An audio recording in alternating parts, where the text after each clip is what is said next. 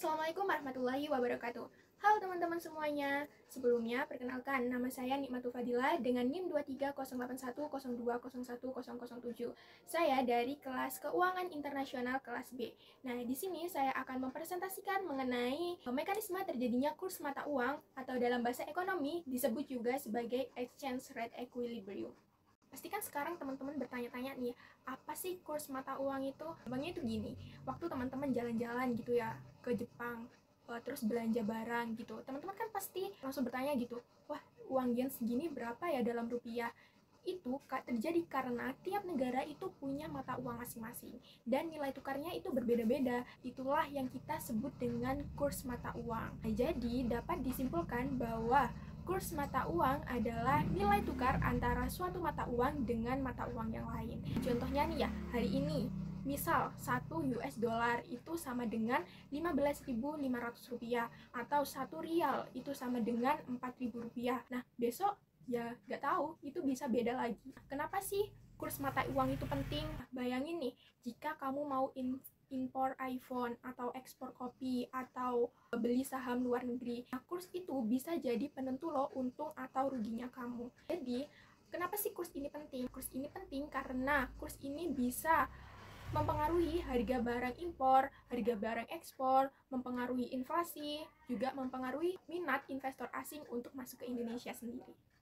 Oke teman-teman, selanjutnya nih ada jenis-jenis kurs mata uang. Jenis-jenis kurs mata uang ini ada 3. Yang pertama, kurs tetap, kurs mengambang, dan juga kurs mengambang terkendali. Yang pertama kan kurs tetap atau yang sering disebut sebagai fixed cost. Fixed cost ini atau kurs tetap diatur oleh pemerintah. Contohnya ibarat nih, jual di pasar tapi harganya itu udah dipatok oleh pemerintah. Misal 1 kilo cabai harus sama dengan 10.000, nggak boleh naik atau turun. Itu yang disebut sebagai kurs tetap. Yang kedua ada kurs mengambang atau floating exchange rate, di mana harga itu ditentukan oleh pasar. Contohnya pasar bebas, harga itu kan naik turun tergantung dengan pembeli dan penjual. Bisa jadi hari ini itu mahal, besoknya murah. Itu tergantung oleh kondisi ekonomi dunia. Yang terakhir atau yang ketiga ada kurs mengambang terkendali atau managed floating, di mana bank sentral terkadang turun tangan jika diperlukan. Kayak nih ya, jualan di pasar bebas tapi ada satpamnya. Nah, satpamnya ini ibarat bank sentral gitu. Kalau harga naiknya terlalu liar, satpam itu bakalan turun tangan kan, ikut atur-atur harga supaya nggak chaos lagi. Itulah jenis-jenis dari kurs mata uang. Selanjutnya ada perbedaan antara kurs nominal dan juga kurs real. Ternyata kurs ini ada 2 macam teman-teman. Yang satunya kelihatan dan satunya lagi itu bagian yang lebih dalam gitu. Yang pertama, kurs nominal. Ini yang biasa kita lihat di bank atau money changers, seperti harga tiket bioskop yang udah tertata jelas. Yang kedua ada kurs real. Kurs real ini harga setelah didiskon. Misal kamu dapat 1 US dollar yang setara dengan 15.000 rupiah, tapi ternyata barang-barang di luar negeri itu lebih murah, artinya nilai realnya itu berbeda. Jadi, kurs nominal ini adalah nilai tukar yang biasa kita lihat seperti di money changers, tapi kurs real ini memperhitungkan daya beli antar negara. Misalnya, kalau harga barang di Indonesia naik lebih cepat daripada di Amerika, meski kurs nominalnya tetap, tapi nilai realnya itu berbeda dan bisa melemah. Itulah perbedaan antara kurs nominal dan juga kurs real. Selanjutnya, ada faktor-faktor yang mempengaruhi kurs. Gimana sih cara kurs bisa naik atau turun? Yang pertama, ada permintaan dan penawaran. Semakin banyak orang butuh dolar, otomatis harga dolar naik.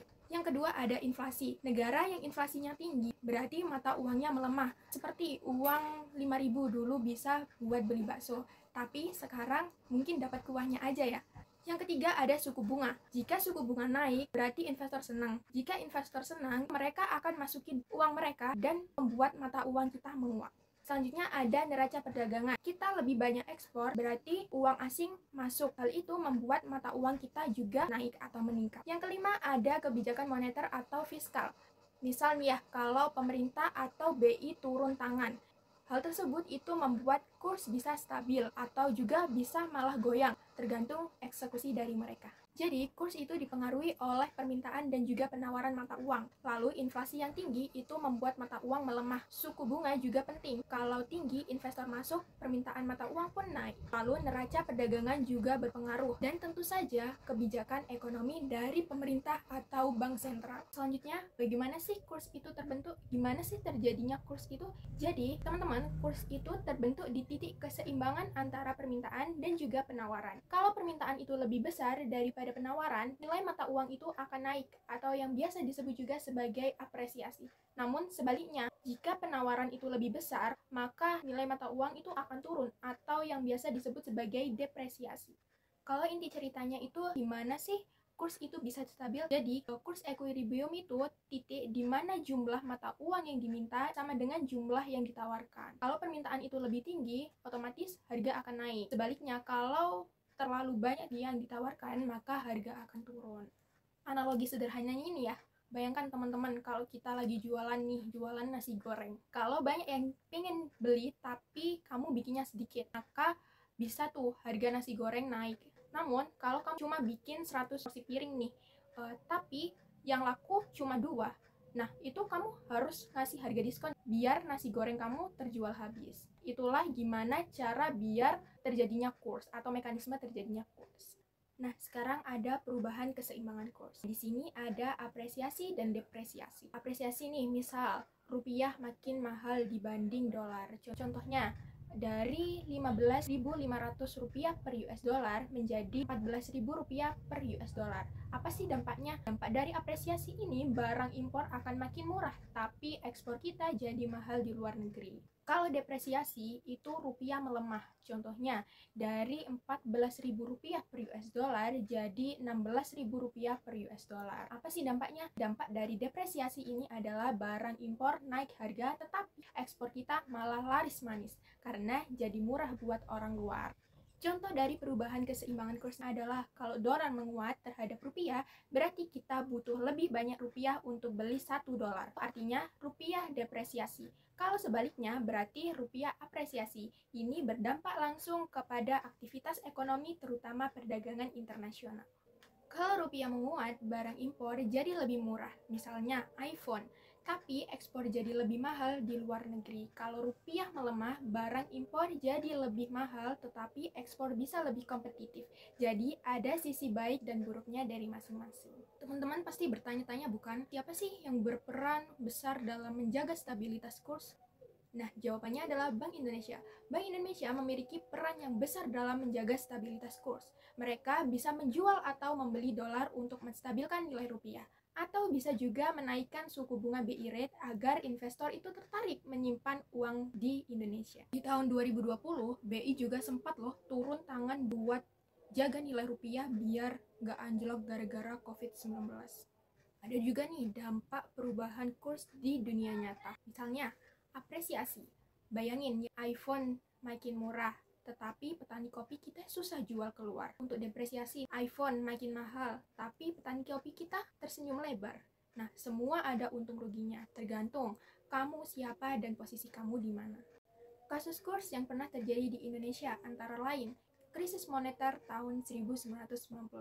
Pada tahun 1998, kurs rupiah itu anjlok dari Rp2.500 ke Rp17.000 per dolar. Ini terjadi karena investor asing kabur, spekulasi tinggi, dan kondisi ekonomi yang lemah. Akibatnya, inflasi melonjak, perusahaan banyak yang bangkrut, dan terjadi PHK besar-besaran. Bayangin aja, dari Rp2.500 jadi Rp17.000 per US dollar.